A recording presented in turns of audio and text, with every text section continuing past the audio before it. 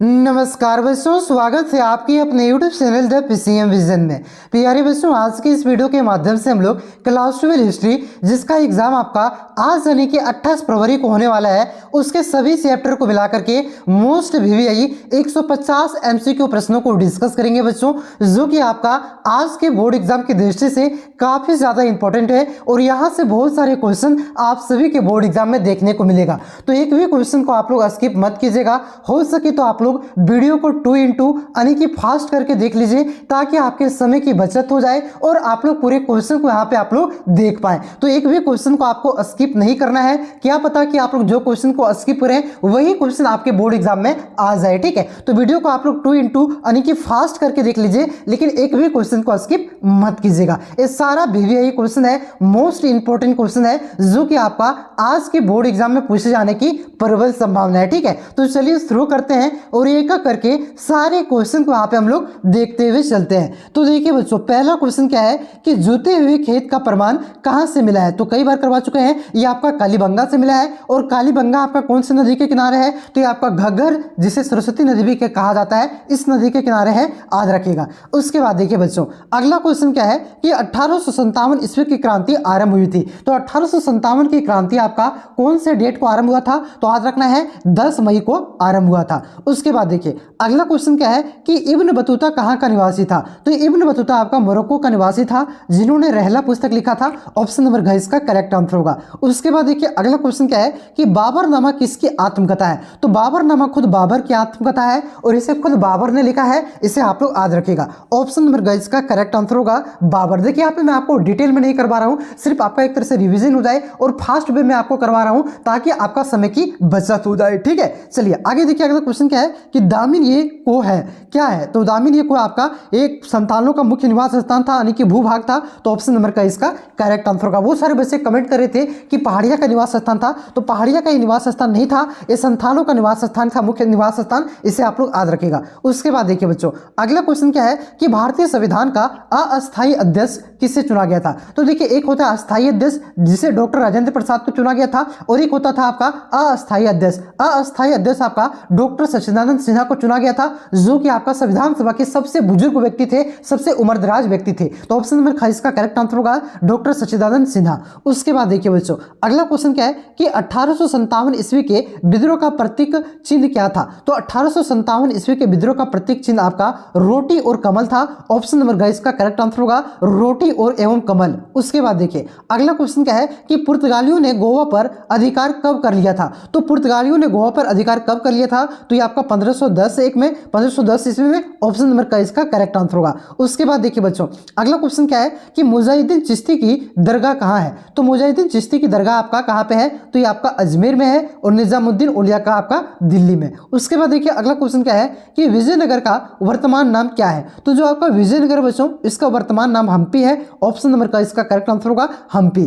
उसके बाद देखिए अगला क्वेश्चन क्या है कि मौर्य वंश के संस्थापक कौन थे। तो कई बार करवा चुका हूं, ये चंद्रगुप्त मौर्य थे। ऑप्शन नंबर ख इसका करेक्ट आंसर होगा। उसके बाद देखिए अगला क्वेश्चन क्या है कि तात्या टोपे का मूल नाम क्या था। तो तात्या टोपे का मूल नाम आपका रामचंद्र पांडुरंग था। ऑप्शन नंबर घ इसका करेक्ट आंसर होगा रामचंद्र पांडुरंग। उसके बाद देखिए बच्चों, अगला क्वेश्चन क्या है कि संथाल विद्रोह कब हुआ था। तो याद रखना है संथाल विद्रोह आपका 1855 ईस्वी में हुआ था। ऑप्शन नंबर का इसका करेक्ट आंसर होगा 1855। उसके बाद देखिए अगला क्वेश्चन क्या है कि निम्न में से किस सभ्यता को कायस्थ युगीन सभ्यता भी कहा जाता है। तो याद रखना है कायस्थ युगीन सभ्यता आपका हड़प्पा सभ्यता को कहा जाता है। ऑप्शन नंबर घ इसका करेक्ट आंसर होगा हड़प्पा सभ्यता। उसके बाद देखिए अगला क्वेश्चन क्या है कि व्यक्तिगत का सिद्धांत का संबंध किससे है, यानी कि जो हड़प नीति है, ये हड़प नीति का सिद्धांत जो था, ये किससे संबंधित था। तो आपका लॉर्ड डलहौजी से था। ऑप्शन नंबर का इसका करेक्ट आंसर हो जाएगा लॉर्ड डलहौजी। उसके बाद देखिए अगला क्वेश्चन क्या है कि गोलमेज सम्मेलन का आयोजन कहाँ हुआ था। तो तीनों गोलमेज सम्मेलन का आयोजन आपका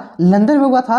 द्वितीय गोलमेज सम्मेलन में महात्मा गांधी ने भाग लिया था। ऑप्शन नंबर ग इसका करेक्ट आंसर होगा लंदन। उसके बाद देखिए अगला क्वेश्चन क्या है कि भारतीय संविधान सभा के संविधान के प्रारूप समिति का अध्यक्ष कौन था। प्रारूप समिति मतलब ड्राफ्टिंग कमेटी का अध्यक्ष कौन था। तो ये आपका डॉक्टर भीमराव अंबेडकर थे। ऑप्शन नंबर का इसका करेक्ट आंसर होगा। उसके बाद देखिए बच्चों, अगला क्वेश्चन क्या है कि ब्रिटिश भारत में ब्रिटिश भारत को स्वतंत्र और बंटवारे का ऐलान किस वायसराय ने किया था? तो ब्रिटिश भारत को स्वतंत्र और बंटवारे का ऐलान जो आपका किस वायसराय ने किया था? तो याद रखना है, ये क्या था आपका? लॉर्ड माउंटबेटन ने। ऑप्शन नंबर ख इसका करेक्ट आंसर होगा लॉर्ड माउंटबेटन। उसके बाद देखिए अगला क्वेश्चन क्या है कि भारतीय संविधान कब अस्तित्व में आया? तो जो भारतीय संविधान है बच्चों, ये आपका 26 जनवरी 1950 को अस्तित्व में आया था। तो 19 का जो आपका करेक्ट आंसर हो जाएगा आपका ऑप्शन नंबर का हो जाएगा 26 जनवरी 1950। उसके बाद देखिए अगला क्वेश्चन क्या है कि 1857 ईस्वी के विद्रोह के समय भारत का गवर्नर जनरल कौन था? तो उस समय भारत का गवर्नर जनरल आपका कौन थे? तो उस समय आपका लॉर्ड कैनिंग। कौन थे? लॉर्ड कैनिंग उस समय 1857 के विद्रोह के समय गवर्नर जनरल थे। ऑप्शन नंबर ग इसका करेक्ट आंसर हो जाएगा लॉर्ड कैनिंग। तो 20 का जो आपका करेक्ट आंसर होगा ऑप्शन नंबर ग हो जाएगा। उसके बाद देखिए अगला क्वेश्चन है कि महात्मा गांधी ने पहली बार कहां सत्याग्रह का प्रयोग किया था? तो पहली बार जो सत्याग्रह का प्रयोग किया था बच्चों, ये भारत के बाहर किया था। और कहां पे? तो दक्षिण अफ्रीका में। कहां पे? तो याद रखना है दक्षिण अफ्रीका में क्या था। तो 21 का करेक्ट आंसर हो जाएगा आपका ऑप्शन नंबर का दक्षिण अफ्रीका। उसके बाद देखिए बच्चों अगला क्वेश्चन क्या है कि अस्थायी बंदोबस्त कब लागू किया गया था? तो जो आपका अस्थायी बंदोबस्त है बच्चों, इससे कब लागू किया गया था? तो इससे आपका लागू किया गया था 1793 में। इसे कर्नवालिस कोड भी कहा जाता है। उसके बाद देखिए अगला क्वेश्चन क्या है कि बौद्ध त्रिरत्न इनमें से कौन नहीं है? तो देखिए बौद्ध जो त्रिरत्न था बच्चों, इनमें से कौन कौन था? तो याद रखना है इनमें से आपका धम्म था, संघ था, बुद्ध था, ठीक है, लेकिन अस्पुत नहीं था। ऑप्शन नंबर घ इसका करेक्ट आंसर होगा अस्पुत। उसके बाद देखिए अगला क्वेश्चन क्या दिया गया बच्चों? अगला क्वेश्चन है कि भारतीय पुरातात्विक विभाग का जनक किसे कहा जाता है? तो भारतीय पुरातात्विक विभाग का जो जनक है बच्चों, ये कहा जाता है आपका अलेक्जेंडर कनिंघम को। ऑप्शन नंबर क इसका करेक्ट आंसर हो जाएगा अलेक्जेंडर कनिंघम। उसके बाद देखिए बच्चों अगला क्वेश्चन क्या है कि विजयनगर राज्य की स्थापना कब हुई? तो विजयनगर राज्य की स्थापना आपका हरिहर और बुक्का नामक दो भाइयों ने किया था 1336 ईस्वी में। उसके बाद देखिए अगला क्वेश्चन क्या दिया गया है कि आमुक्तमाल्यद की रचयिता कौन है? तो आमुक्तमाल्यद की रचयिता आपका कृष्णदेवराय हैं और इन्होंने तेलुगु भाषा में इसकी रचना किया है। बहुत ही बड़े विद्वान व्यक्ति थे, याद रखेगा।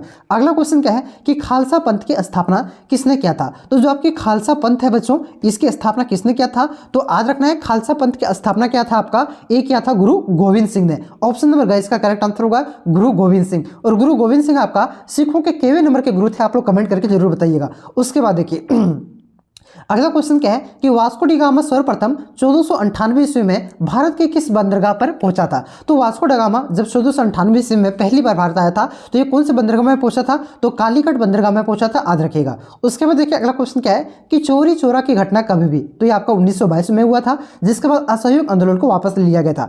अगला क्वेश्चन क्या है कि विजयनगर के संरक्षक देवता कौन थे? तो जो विजयनगर के संरक्षक देवता माने जाते हैं, ये विरूपाक्ष देवता को माना जाता है। ऑप्शन नंबर ग इसका करेक्ट आंसर होगा विरूपाक्ष। और विजयनगर साम्राज्य की देवी किसे माना जाता है?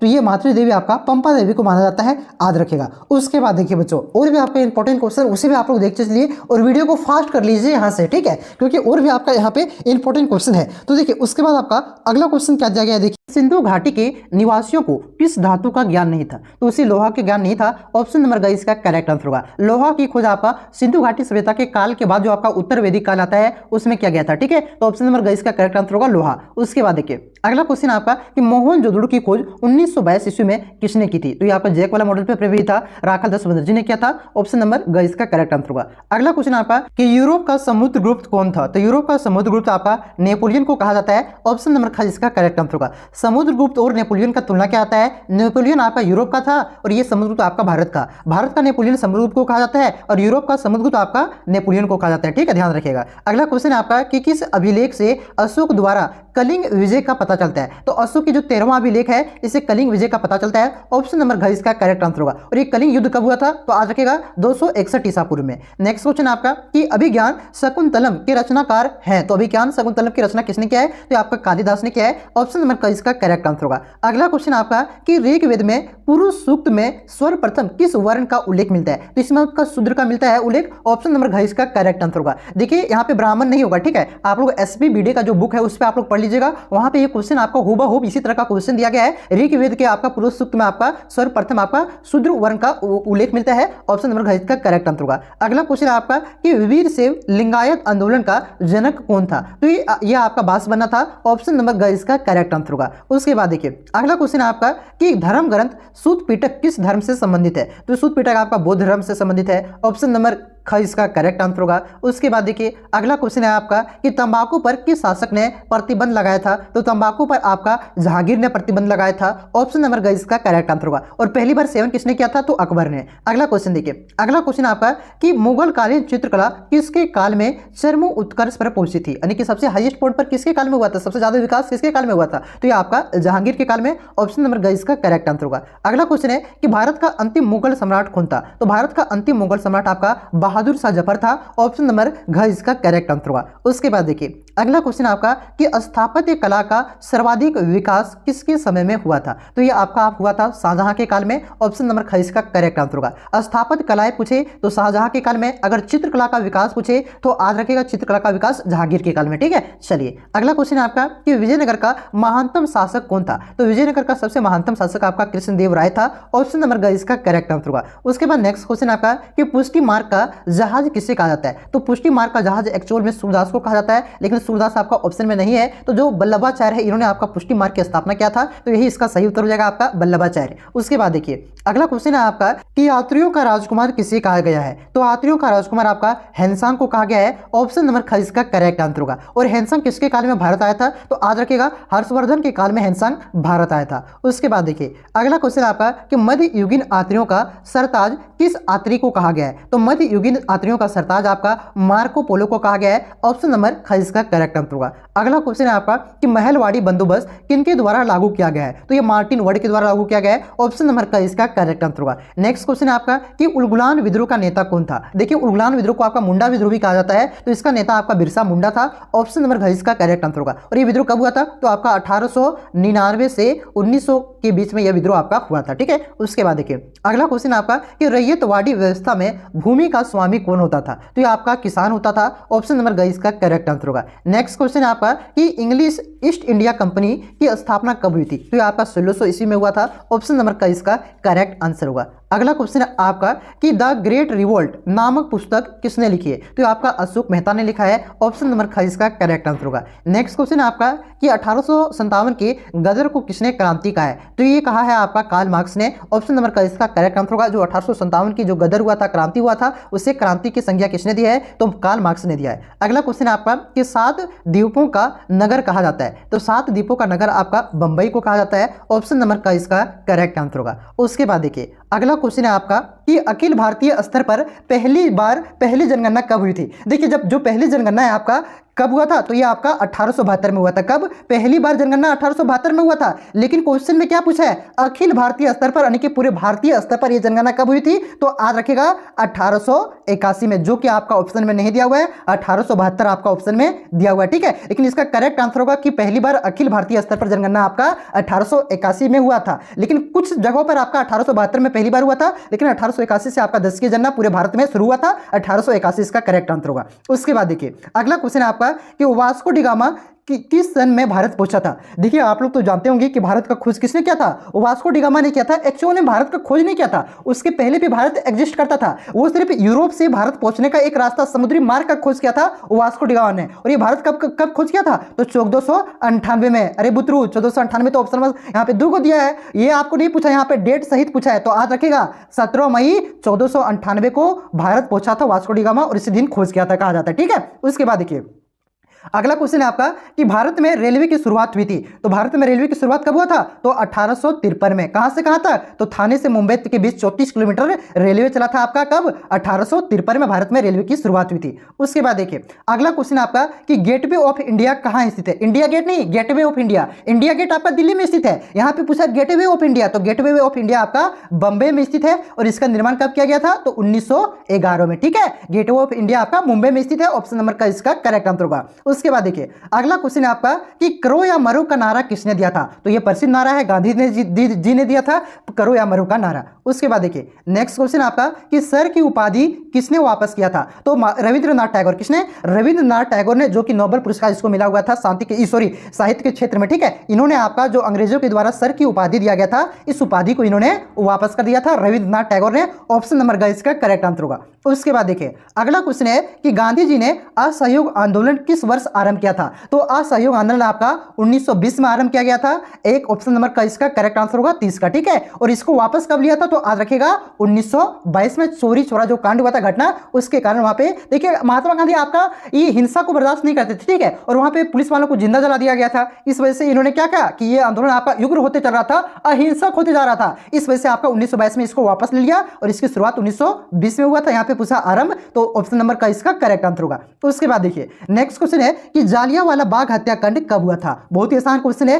13 अप्रैल 1919 को आपका जालियांवाला बाग हत्याकांड हुआ था। कमेंट करके आप लोग जरूर बताइए कहां पे हुआ था, ठीक है। उसके बाद देखिए जालियांवाला बाग हुआ था, लेकिन जालियांवाला बाग कौन से शहर में, कौन से जिला में, कहां पे स्थित है, ये आप लोग कमेंट करके जरूर बताइएगा। उसके बाद देखिए नेक्स्ट क्वेश्चन है कि काला कानून किसे कहा गया? तो रोलेट एक्ट को काला कानून कहा गया था। ऑप्शन नंबर का इसका करेक्ट आंसर होगा। उसके बाद देखिए सुभाष चंद्र बोस ने कहां पर आजाद हिंद फौज का गठन किया था? तो कहां पे? ये सिंगापुर में। कहां पे? सिंगापुर में सुभाष चंद्र बोस ने आजाद हिंद फौज का गठन किया था। ऑप्शन नंबर घ इसका करेक्ट आंसर होगा। उसके बाद देखिए नेक्स्ट क्वेश्चन है कि भारत का विभाजन ब्रिटिश शासन की किस योजना का परिणाम है? तो इसका करेक्ट आंसर होगा माउंटबेटन योजना, ठीक है। माउंटबेटन योजना के तहत ही भारत का विभाजन किया गया था, भारत और पाकिस्तान में। उसके बाद देखिए अगला क्वेश्चन आपका कि भारतीय स्वतंत्रता अधिनियम कब बना? तो भारतीय स्वतंत्रता अधिनियम आपका 18 जुलाई 1947 को, कब? 18 जुलाई 1947 को बना था। कहीं कहीं पे आपको 4 जुलाई 1947 देखने को मिलेगा, तो ये आपका सही उत्तर नहीं हुआ।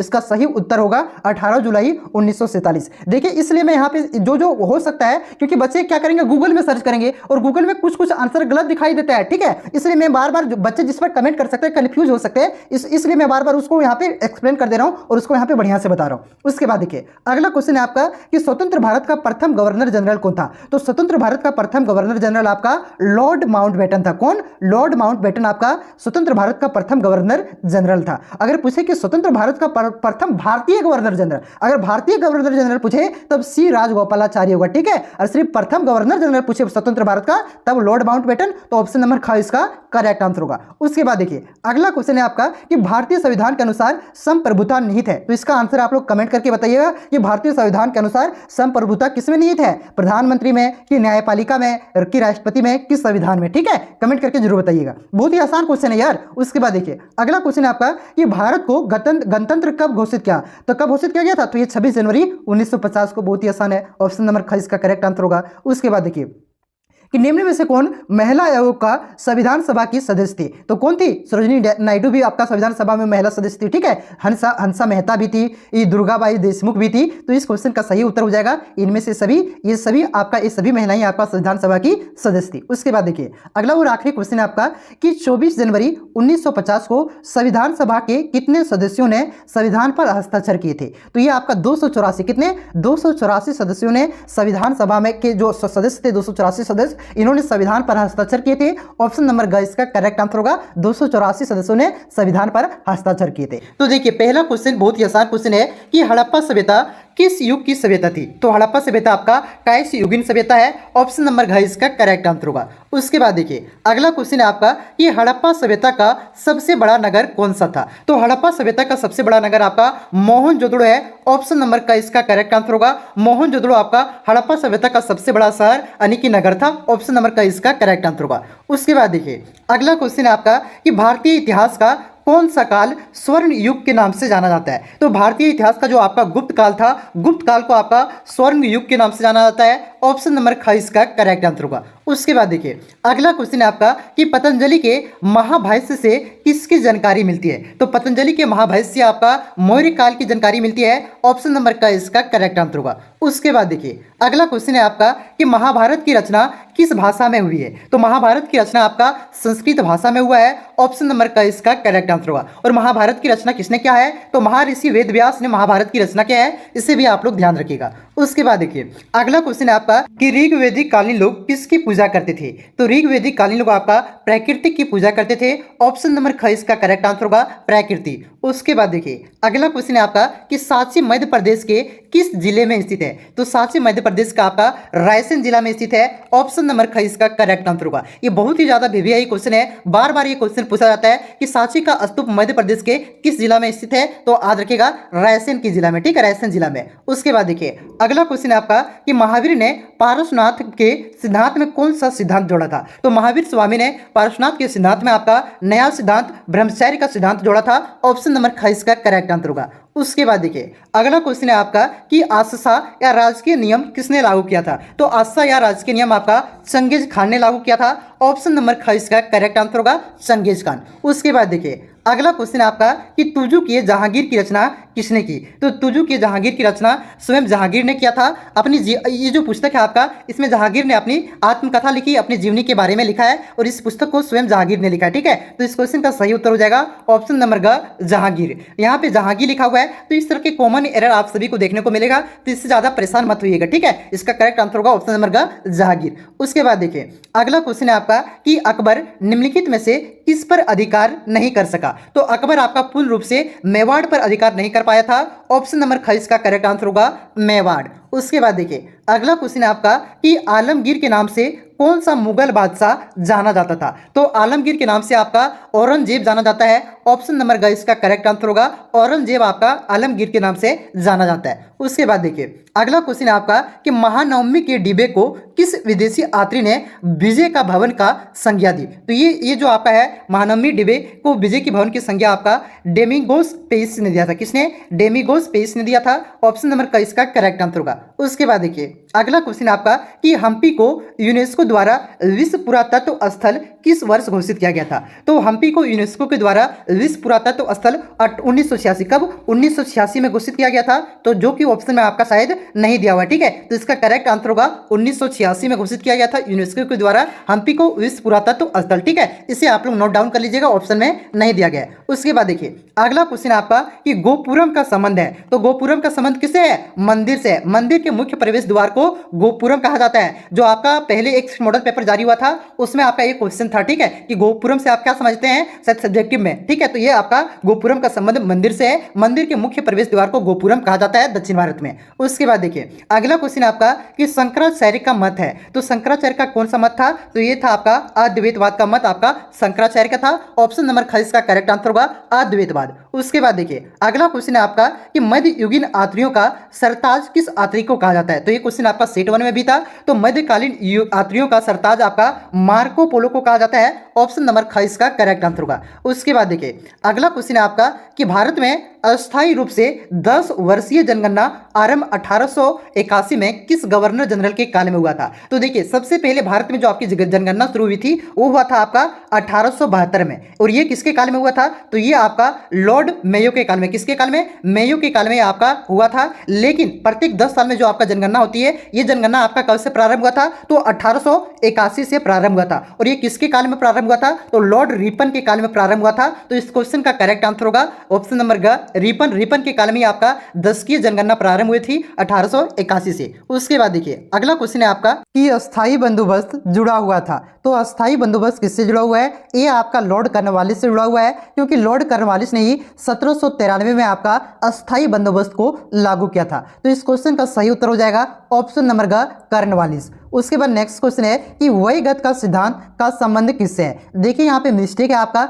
वहीगत नहीं होता है, आपका व्यपगत होता है। मैं यहाँ पे लिख देता हूँ, देखिए व्यपगत होता है। तो व्यपगत का सिद्धांत आपका डलहौजी से संबंधित है। ऑप्शन नंबर ख इसका करेक्ट आंसर होगा डलहौजी। देखिए जो आपका डलहौजी का हड़प नीति था उसी को व्यपगत सिद्धांत कहा जाता है। इसे आप लोग ध्यान रखिएगा, कंफ्यूज नहीं करना है। उसके बाद देखिए अगला क्वेश्चन आपका कि 7 द्वीपों का नगर कहा जाता है। तो मॉडल पेपर सेट 1 में भी ये क्वेश्चन था। तो 7 द्वीपों का नगर किसे कहा जाता है? बंबई को। ऑप्शन नंबर क इसका करेक्ट आंसर होगा बंबई। उसके बाद नेक्स्ट क्वेश्चन है कि इंडिया गेट का निर्माण कब हुआ? तो इंडिया गेट का निर्माण आपका 1931 ईस्वी में हुआ था। ऑप्शन नंबर ग इसका करेक्ट आंसर होगा। और ये इंडिया गेट कहाँ स्थित है? तो याद रखिएगा दिल्ली में। ठीक है, एक है आपका gateway of India. Gateway of India आपका बंबई में स्थित है और इंडिया गेट आपका दिल्ली में स्थित है, जिसका निर्माण 1931 ईस्वी में हुआ था। कंफ्यूज नहीं करना है। ठीक है, गेटवे ऑफ इंडिया आपका बंबई में और इंडिया गेट आपका दिल्ली में। उसके बाद देखिए अगला क्वेश्चन है आपका कि महात्मा गांधी दक्षिण अफ्रीका से भारत वापस आए। तो महात्मा गांधी दक्षिण अफ्रीका से कब वापस आए थे? तो ये 1915 में वापस आए थे। ऑप्शन नंबर ग इसका करेक्ट आंसर होगा। पूरा डेट आप लोग याद रख सकते हैं, कब? तो 9 जनवरी 1915 को महात्मा गांधी भारत वापस आए थे दक्षिण अफ्रीका से। ठीक है, तो इस क्वेश्चन का करेक्ट आंसर ऑप्शन नंबर ग हो जाएगा। उसके बाद देखिए अगला क्वेश्चन है आपका कि चोरी चोरा कांड कब हुआ था? तो चोरी चोरा कांड आपका 5 फरवरी 1922 को हुआ था। ऑप्शन नंबर क इसका करेक्ट आंसर होगा 5 फरवरी 1922। कहीं कहीं पे आपको 4 फरवरी भी मिलेगा। तो आपका दो टाइप का ये क्वेश्चन है, विवादित क्वेश्चन है थोड़ा। कहीं आपको 4 फरवरी मिलेगा, कहीं आपको 5 फरवरी मिलेगा। ठीक है, तो आपको ये ऑप्शन के अनुसार टिक लगाना है। ऑप्शन में आपका दोनों नहीं रहेगा, या तो आपका 5 फरवरी रहेगा या तो आपका 4 फरवरी रहेगा। ठीक है, दोनों आप लोग ध्यान रखिएगा, जो ऑप्शन में आए उसी को आपको टिक करना है। उसके बाद देखिए अगला क्वेश्चन है आपका कि नमक कानून किसने तोड़ा? तो नमक कानून आपका महात्मा गांधी ने तोड़ा था। ऑप्शन नंबर ख इसका करेक्ट आंसर होगा महात्मा गांधी। ठीक है, कहां पे तोड़ा था? तो दांडी में। उसके बाद देखिए अगला क्वेश्चन है आपका कि भारत छोड़ो आंदोलन किस वर्ष आरंभ हुआ था? तो भारत छोड़ो आंदोलन आपका 1942 में आरंभ हुआ था। ऑप्शन नंबर ग इसका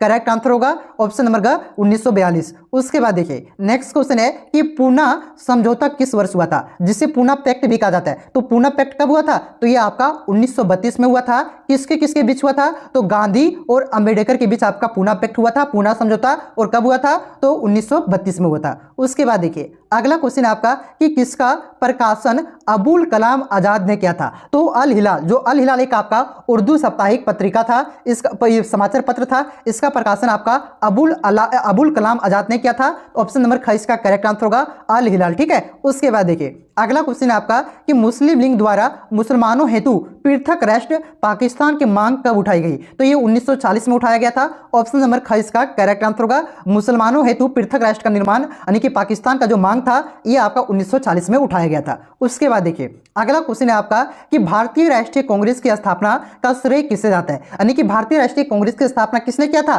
तो ये वो ह्यूम ने किया था। ऑप्शन नंबर घ इसका करेक्ट आंसर होगा ये वो ह्यूम। और कब किया था आप लोग कमेंट करके जरूर बताइएगा। उसके बाद देखिए अगला क्वेश्चन है आपका कि मुस्लिम लीग की स्थापना किस वर्ष हुई थी? तो मुस्लिम लीग की स्थापना आपका 1906 में हुआ था। ऑप्शन नंबर ख इसका करेक्ट आंसर होगा 1906। उसके बाद नेक्स्ट क्वेश्चन है आपका कि स्वतंत्र भारत के प्रथम भारतीय गवर्नर जनरल थे। तो स्वतंत्र भारत के प्रथम भारतीय गवर्नर जनरल कौन थे? तो ये आपका श्री राजगोपालाचारी थे। ऑप्शन नंबर का इसका करेक्ट आंसर होगा। देखिए यहाँ पे आपका भारतीय लगा हुआ, अगर सिर्फ भारतीय नहीं लगा रहे, डायरेक्ट पूछे कि स्वतंत्र भारत के प्रथम गवर्नर जनरल कौन थे, तो याद रखिएगा इसका आंसर उस टाइम पे हो जाएगा आपका लॉर्ड माउंटबेटन। ठीक है, लेकिन भारतीय गवर्नर जनरल पूछ दे तब क्या हो जाएगा? राजगोपालाचारी हो जाएगा। ठीक है, ध्यान रखिएगा। चलिए अगले क्वेश्चन पे आते हैं। अगला क्वेश्चन बहुत ही इंपॉर्टेंट और बहुत ही अच्छा क्वेश्चन है कि भारतीय संविधान कब लागू हुआ था? तो भारतीय संविधान आपका 26 जनवरी 1950 को लागू हुआ था।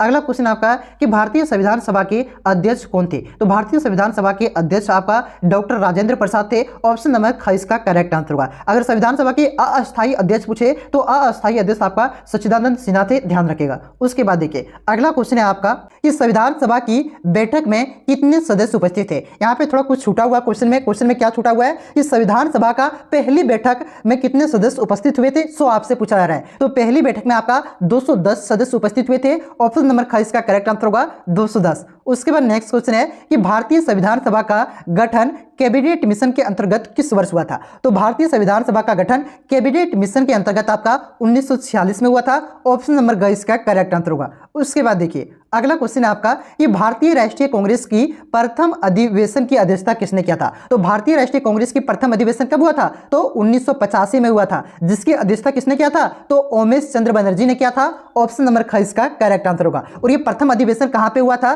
तो इसे भी ध्यान रखिएगा, ये प्रथम अधिवेशन आपका बंबई में हुआ था, जिसकी अध्यक्षता ओमेश चंद्र बनर्जी ने किया था। उसके बाद देखिए अगला क्वेश्चन आपका कि ब्रिटिश शासन काल में भारत में धन प्रवास का सिद्धांत किसने प्रतिपादन किया था? तो किसने किया था? दादा भाई नौरोजी ने आपका धन प्रवास का सिद्धांत का प्रतिपादन किया था। ऑप्शन नंबर ख इसका करेक्ट आंसर होगा दादा भाई नौरोजी। उसके बाद नेक्स्ट क्वेश्चन है आपका कि भारतीय संविधान कब लागू हुआ? तो भारतीय संविधान आपका 26 जनवरी 1950 को लागू हुआ था, जो कि आपका ऑप्शन में नाम दे दिया। ठीक है, ऑप्शन में ये नहीं दिया हुआ है, तो ये मिसप्रिंट है, आप लोग नोट डाउन कर लीजिए कि भारतीय संविधान आपका 26 जनवरी 1950 को लागू हुआ था। तो पहला क्वेश्चन है कि हड़प्पा सभ्यता का स्वरूप क्या है। तो देखिए ये जो क्वेश्चन है आपका, ये क्वेश्चन मैंने जब टॉप 40 VVI क्वेश्चन करवा रहा था वहां पे भी करवाया था। इसमें मैंने बताया हुआ था कि जो हड़प्पा सभ्यता था आपका एक नगरीय सभ्यता थी, एक शहरी सभ्यता थी। तो इस क्वेश्चन का करेक्ट आंसर हो जाएगा शहरी सभ्यता। हड़प्पा सभ्यता का स्वरूप आपका शहरी सभ्यता था। ऑप्शन नंबर ख इसका करेक्ट आंसर होगा। उसके बाद देखिए अगला क्वेश्चन है आपका कि गुजरात राज्य के कच्छ जिले में स्थित सुरकोटडा की सर्वप्रथम खोज की थी। तो किसने किया था? जगपति जोशी ने किया था। ऑप्शन नंबर ग इसका करेक्ट आंसर होगा। उसके बाद देखिए अगला क्वेश्चन है कि एलोरा मंदिर के कैलाश मंदिर का किस राजवंश ने किया था। देखिए क्वेश्चन में कुछ वर्ड छूटा हुआ है। इस क्वेश्चन को इस प्रकार से होना चाहिए था कि एलोरा के कैलाश मंदिर का निर्माण किस राजवंश ने करवाया था। तो राष्ट्रकूट राजवंश ने करवाया था। ऑप्शन नंबर घ इसका करेक्ट आंसर होगा। और राष्ट्रकूट राजवंश के किस राजा ने करवाया था? तो याद रखिएगा कृष्ण प्रथम ने। किसने?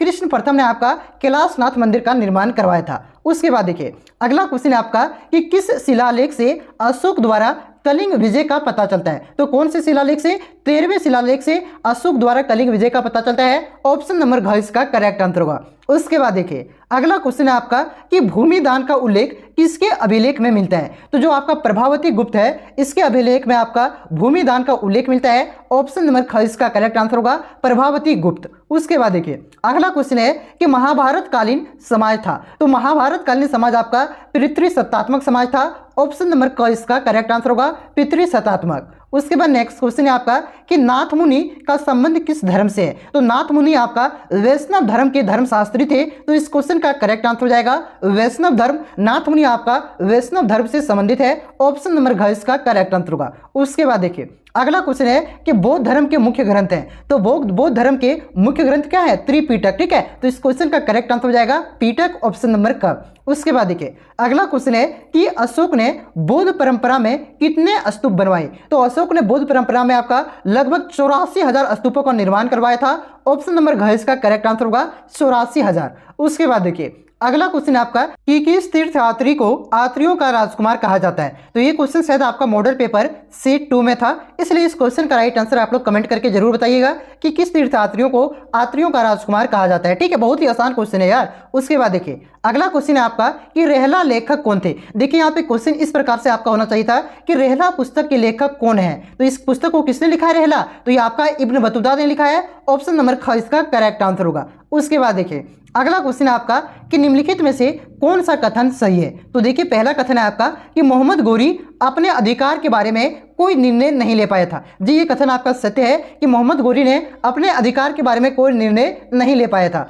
उसके बाद दूसरा कथन देखिए कि गोरी अपने कुटुंब के किसी व्यक्ति पर विश्वास नहीं करता था। तो ये भी कथन आपका सही है। उसके बाद देखिए यहाँ पे कथन तीसरा है कि गोरी का कोई बेटा नहीं था। ये भी कथन आपका सही है कि गोरी का कोई भी एक भी बेटा नहीं था। इसलिए इसका जो करेक्ट आंसर होगा उपयुक्त सभी, यानी कि ये सभी कथन आपका सही है। उसके बाद देखिए अगला क्वेश्चन है आपका कि भक्ति आंदोलन को दक्षिण भारत से उत्तर भारत लाने का श्रेय किस संत को दिया जाता है। तो दक्षिण भारत से उत्तर भारत भक्ति आंदोलन को कौन लेकर के आया था? तो ये आपका रामानंद लेकर के आया था। ऑप्शन नंबर घ इसका करेक्ट आंसर होगा। उसके बाद देखिए अगला क्वेश्चन है कि किस शैव संत का तवरम नामक संकलन है। तो ये आपका सुंदर का है। ऑप्शन नंबर घ इसका करेक्ट आंसर होगा सुंदर। उसके बाद देखिए नेक्स्ट क्वेश्चन है आपका कि किस विदेशी यात्री ने महानवमी के डिबे को विजय की भवन की संज्ञा दी थी। तो ये आपका डोमिगोस पायस ने दिया था। ऑप्शन नंबर क इसका करेक्ट आंसर होगा। सर ये भी क्वेश्चन आपका रिपीट हो रहा है। सर ये भी क्वेश्चन आपका सेट 2 में था क्या? चलिए आते हैं अगले क्वेश्चन की ओर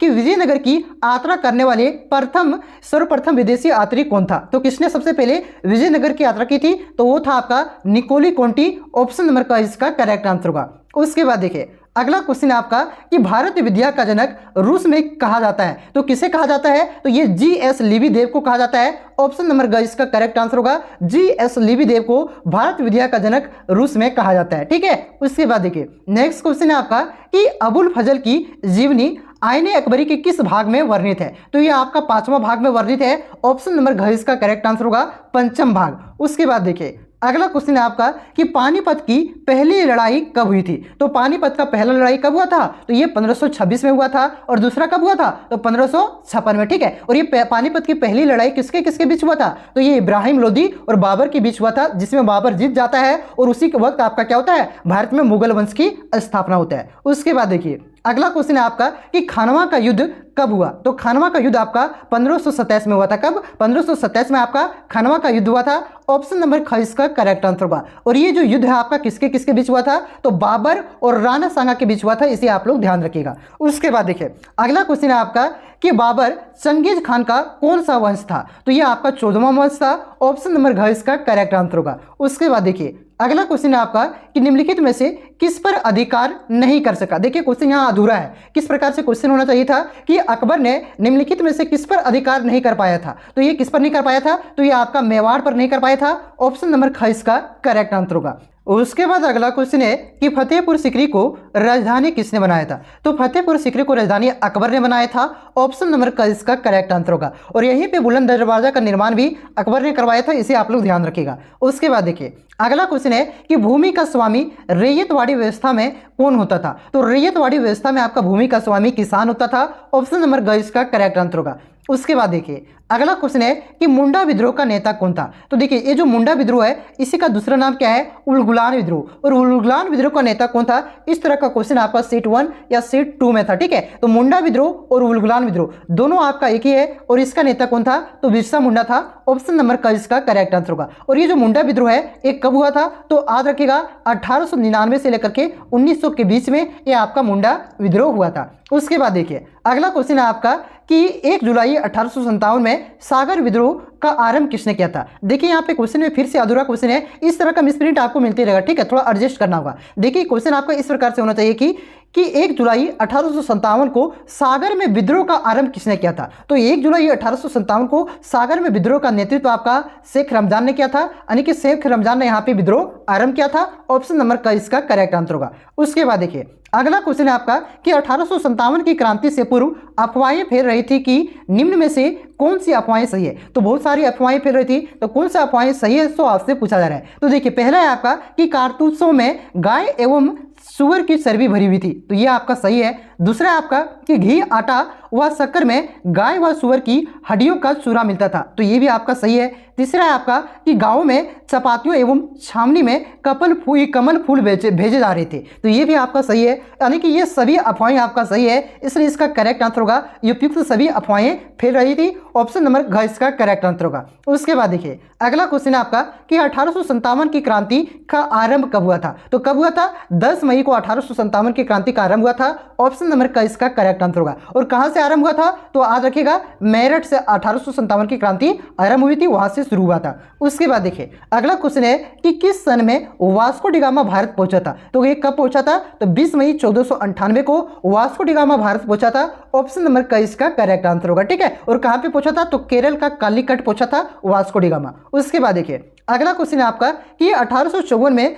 सूती वस्त्र की प्रथम मिल की शुरुआत किसने किया था। तो 1854 में सूती वस्त्र का प्रथम मिल कहां पे लगा हुआ था? तो ये मुंबई में लगाया गया था। और इसकी शुरुआत किसने किया था? तो नाना भाई ने किया था। ऑप्शन नंबर क इसका करेक्ट आंसर होगा। इसका पूरा नाम क्या है? तो याद रखिएगा कबासा जी नाना भाई डावर। ठीक है, इन्होंने आपका 1854 में बम्बई में सूती मिल की स्थापना किया था। उसके बाद देखिए अगला क्वेश्चन है आपका कि किस राज्य का संबंध चंपारण सत्याग्रह से है। तो बहुत ही अच्छा क्वेश्चन है, और शायद आपका इंग्लिश स्कोर में भी ये आपका इंडिगो चैप्टर है, तो आप लोग आसानी से इसको बता सकते हैं कि चंपारण सत्याग्रह कहाँ पे हुआ था। तो ये आपका बिहार में हुआ था। ठीक है, उसके बाद देखिए अगला क्वेश्चन है कि दिल्ली चलो का नारा किसने दिया। तो दिल्ली चलो का नारा आपका सुभाष चंद्र बोस ने दिया था। ऑप्शन नंबर का इसका करेक्ट आंसर होगा। उसके बाद नेक्स्ट क्वेश्चन है कि आजाद हिंद फौज का गठन सुभाष चंद्र बोस ने कहाँ किया था। तो ये क्वेश्चन शायद मॉडल पेपर सेट 2 में भी था, तो क्वेश्चन रिपीट हो रहा है। आजाद हिंद फौज का गठन कहाँ पे किया गया था? तो ये आपका सिंगापुर में किया गया था। ऑप्शन नंबर घ इसका करेक्ट आंसर होगा। ठीक है, शायद सेट 1 या सेट 2 में था, लेकिन क्वेश्चन आपका रिपीट हो रहा है।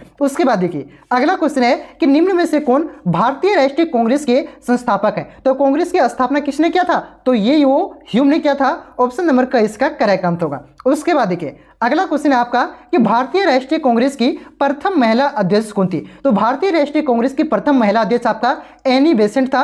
ऑप्शन नंबर का इसका करेक्ट आंसर होगा। अगर पूछे कि भारतीय राष्ट्रीय कांग्रेस की प्रथम भारतीय, क्या पूछेगा? प्रथम भारतीय महिला अध्यक्ष कौन थी, तब हो जाएगा आपका सरोजिनी नायडू। ठीक है, तो ध्यान रखिएगा प्रथम भारतीय महिला अध्यक्ष पूछे तब सरोजिनी नायडू, और सिर्फ प्रथम महिला अध्यक्ष पूछे तब एनी बेसेंट। ठीक है, तो इस क्वेश्चन में पूछा सिर्फ प्रथम महिला अध्यक्ष, तो एनी बेसेंट इसका सही उत्तर हो जाएगा।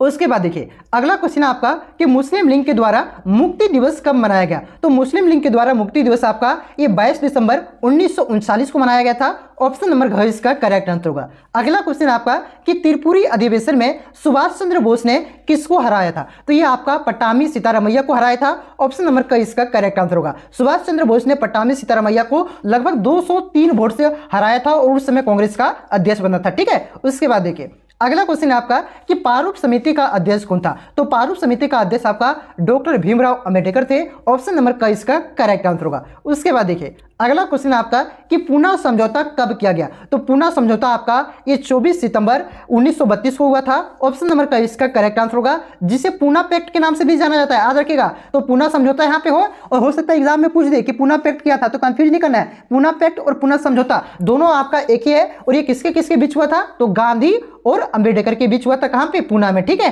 तो ये आपका 24 सितंबर 1932 को हुआ था। उसके बाद देखिए अगला क्वेश्चन है कि भारतीय संविधान के अनुसार संप्रभुता निहित है। तो किसमें निहित है। तो ये आपका संविधान में निहित है। ऑप्शन नंबर घ इसका करेक्ट आंसर होगा। तो इस प्रकार से हम लोगों ने मॉडल पेपर के चारों सेटों का कंप्लीट रिवीजन कर लिया। अब से कुछ देर के बाद आपका सब्जेक्टिव क्वेश्चन को अपलोड किया जाएगा, जो कि आपके एग्जाम की दृष्टि से काफी ज्यादा इंपॉर्टेंट है। काफी ज्यादा VVI क्वेश्चन को अपलोड किया जाएगा, तो उसे भी आप लोग देख लीजिएगा। चलिए, ये वीडियो आपको कैसा लगा कमेंट करके जरूर बताइएगा। चैनल पर पहली बार आए हैं तो चैनल को सब्सक्राइब जरूर कीजिएगा। चलिए मिलते हैं नेक्स्ट वीडियो में, तब तक के लिए जय हिंद, जय भारत, जोहार झारखंड।